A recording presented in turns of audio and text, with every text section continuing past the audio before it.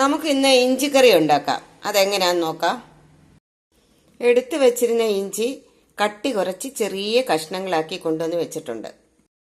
അരിഞ്ഞു വെച്ച ഇഞ്ചി എണ്ണയിൽ നല്ലതുപോലെ വറുത്ത് കോരിയെടുക്കാം.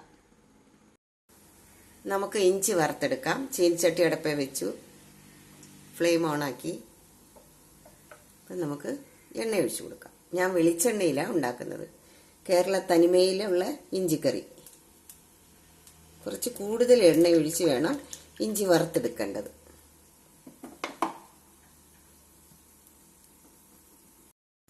എണ്ണ നല്ലതുപോലെ ചൂടായിട്ടുണ്ട്. നമുക്ക് ഇഞ്ചി ഇട്ട് കൊടുക്കാം.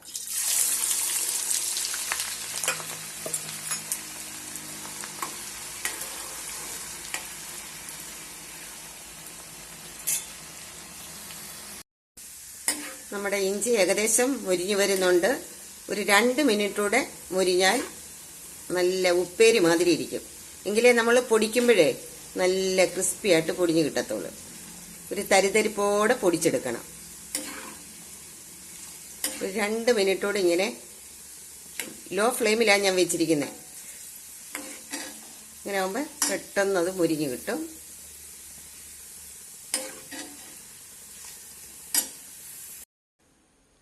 ഇഞ്ചി വറുത്ത് കോരി മാറ്റി വെച്ച് നല്ലതുപോലെ മുരിയണം. ഇതേ രീതിയിൽ മുരിച്ചെടുക്കണം. വറുത്ത് വെച്ച ഇഞ്ചി പൊടിച്ചു കൊണ്ടുവന്ന് വെച്ചിട്ടുണ്ട്. വറുത്ത എണ്ണയിൽ തന്നെ നമുക്ക് മുളകും കറിവേപ്പിലയും വറുത്തെടുക്കാം.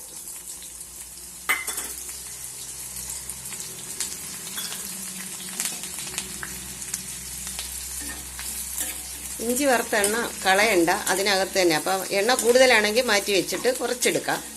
അപ്പം ഇത്ര എണ്ണ വേണം.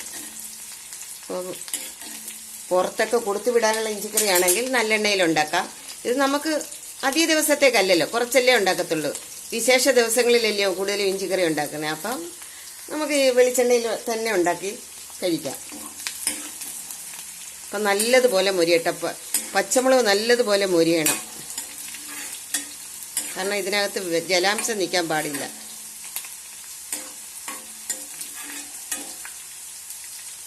നല്ലതുപോലെ മൊരിയട്ടെ. നമ്മുടെ കറിവേപ്പിലയും പച്ചമുളകും എല്ലാം നല്ലതുപോലെ മൊരിഞ്ഞിട്ടുണ്ട്. ഇനി നമുക്ക് മസാലകൾ ചേർത്ത് കൊടുക്കാം.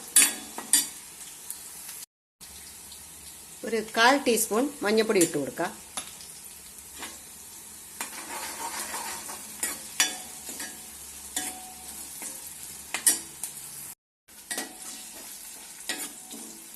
ഇനി നമുക്ക് 1 ടീസ്പൂൺ മല്ലിപ്പൊടി, 2 ടീസ്പൂൺ മുളക് പൊടി ഇട്ട് കൊടുക്കാം. മുളക് പൊടിക്ക് അത്യാവശ്യം എരിവുണ്ട്. ഞാൻ 2 സൈസിലെ മുളക് ചേർത്ത് പൊടിച്ചതാ.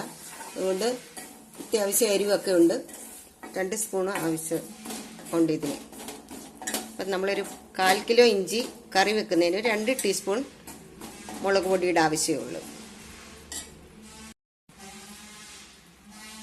ഇനി നമുക്ക് പുളിവെള്ളം ഒഴിച്ചു കൊടുക്കാം. പുളി പിഴിഞ്ഞ് അരിച്ചൊഴിച്ച് വെച്ചിരിക്കുന്നതാണ്. പുളി നോക്കിയിട്ട് ആവശ്യത്തിനുള്ളത് പിന്നെ ചേർത്ത് കൊടുക്കാം. കുറവെന്ന് കണ്ടു കഴിഞ്ഞാൽ ഒഴിച്ചു കൊടുക്കാം. ലോ ഫ്ലെയിമിൽ വെച്ച് വേണം ഇതെല്ലാം ചെയ്യേണ്ട. അല്ലെങ്കിൽ പെട്ടെന്ന് ഈ മസാലകൾ കരിഞ്ഞു പോകും. ആ കളറിന് വ്യത്യാസം ഉണ്ടാവും.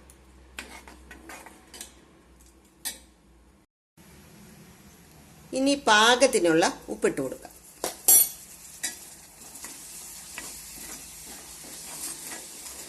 നല്ലതുപോലെ ഒന്ന് മൊരിഞ്ഞ് കിട്ടട്ടെ.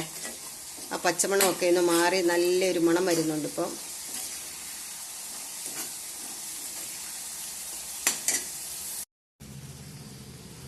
ഈ സമയത്ത് നമുക്ക് കായപ്പൊടി ഇട്ട് കൊടുക്കാം.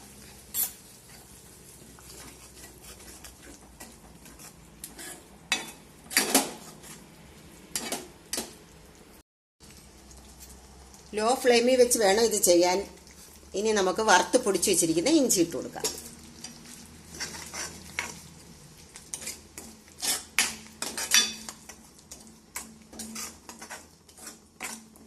നല്ലതുപോലെ മിക്സ് ആകട്ടെ.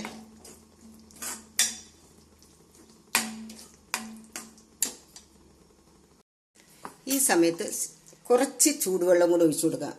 കാരണം ഇതിന് അല്പം വെള്ളം കുറവാണ്. ചൂടുവെള്ളമേ ഒഴിച്ചു കൊടുക്കാവുള്ളൂ.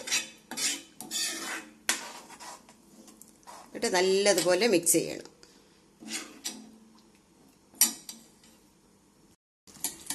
ഇപ്പം നമ്മുടെ ഇഞ്ചിക്കറി ഈ രീതിയിലൊക്കെ ആയിട്ടുണ്ട്. ഇനി ഇഞ്ചിക്കറിയുടെ തനി ടേസ്റ്റ് വരണമെങ്കിൽ ഇനി നമ്മൾ എന്ത് ചേർക്കണം? 1 ടീസ്പൂൺ ശർക്കര ചേർത്ത് കൊടുക്കാം.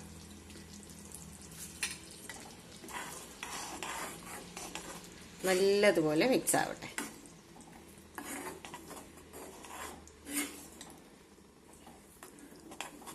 ഇപ്പോൾ ഉപ്പും എരിവും പുളിയും മധുരവും എല്ലാം ഒപ്പത്തിനൊപ്പം നിന്നാലേ ഇത് ഇഞ്ചിക്കറിയുടെ ടേസ്റ്റിൽ ഇഞ്ചിക്കറി കൂട്ടാനൊക്കത്തുള്ളൂ. അപ്പോൾ എല്ലാവരും ഇതേപോലെ ഒന്ന് ഉണ്ടാക്കി നോക്കണം. എരിവും പുളിയും ഉപ്പും മധുരവും എല്ലാം കറക്റ്റായിരിക്കണം. അപ്പം ഇനി നമുക്ക് തീ ഓഫ് ചെയ്യാം. അപ്പം നമ്മുടെ ഇഞ്ചിക്കറി റെഡി ആയിട്ടുണ്ട്. ഈ സമയത്ത് നമുക്ക് ഉപ്പോ എരിവോ പുളിയോ മധുരോ എന്താ വേണ്ടതെന്ന് വെച്ചാൽ ചേർത്ത് കൊടുക്കാം. ഇനി നമുക്ക് ഇഞ്ചിക്കറിക്ക് കടുക് താളിച്ചൊഴിക്കണം. അതിന് ചീനച്ചട്ടി വെച്ച് എണ്ണ ഒഴിച്ചു കൊടുത്ത് ഫ്ലെയിം ഓണാക്കി എണ്ണ ചൂടായി വരുന്നുണ്ട്. നമുക്ക് കുറച്ച് കടുക് ഇട്ട് കൊടുക്കാം.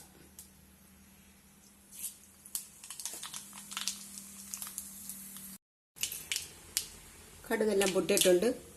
മുളകും കറിവേപ്പിലയും ഇട്ട് കൊടുക്കാം. കറിവേപ്പിലയും മുളകും നല്ലതുപോലെ മുരിഞ്ഞിട്ടുണ്ട്. ഇനി ഇഞ്ചിക്കറിയിലോട്ട് ഒഴിച്ചു കൊടുക്കാം. നമ്മുടെ ഇഞ്ചിക്കറി റെഡി. കടുകും കറിവേപ്പിലയും മുളകും വറുത്ത് ചേർത്ത് എണ്ണ ഇങ്ങനെ തെളിഞ്ഞ് നിൽക്കണം. ഒരു കാരണവശാലും നനഞ്ഞ സ്പൂണോ തവിയോ ഒന്നും ഉപയോഗിക്കരുത്. കുറച്ച് ദിവസം ഇങ്ങനെ ഇരിക്കും, ഒരു കേടും കൂടാതെ. അപ്പം നമുക്ക് ആവശ്യത്തിനെടുത്ത് ചോറിൻ്റെ കൂടെയോ എന്തിൻ്റെ വേണം കൂടെ കഴിക്കാം. അപ്പോൾ എല്ലാവരും ഇതുപോലെ ഒന്ന് ഉണ്ടാക്കി നോക്കണം.